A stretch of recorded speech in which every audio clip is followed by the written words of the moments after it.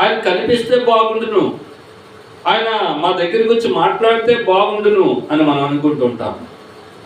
సృష్టికర్త యొక్క లక్షణాలు ఏంటో మనకు తెలియాలి. సృష్టికర్త యొక్క ఆ గొప్పతనం ఏంటో నీకు తెలియాలి. సృష్టిలో చాలా సంగతులు నీకు కనిపించవు, అయినా కానీ నమ్ముతున్నావు. కానీ సృష్టికర్త అయినటువంటి దేవుణ్ణి మాత్రం ఏమంటున్నావు అంటే మనం కనపడాలి అంటున్నాం. గాలి నీకు కనిపిస్తుందా? కనిపించదు, కానీ అది ఉంది. మనం గమనిస్తుంటాం. అగ్ని చూడండి, అగ్నిని తీసుకురాగలమా? ఒడిలో పెట్టుకుని ఇదే అగ్ని అని చూపించడానికి లేదు, దాని ప్రభావాన్ని మాత్రం మనము చూడగలం. అలాగనే దేవుడు కూడా అదృశ్యుడు. ఇక్కడ మన ఫ్యాన్స్ తిరుగుతున్నాయి, లైట్లు వెలుగుతున్నాయి, ఇవన్నీ కూడా పనిచేస్తున్నాయి.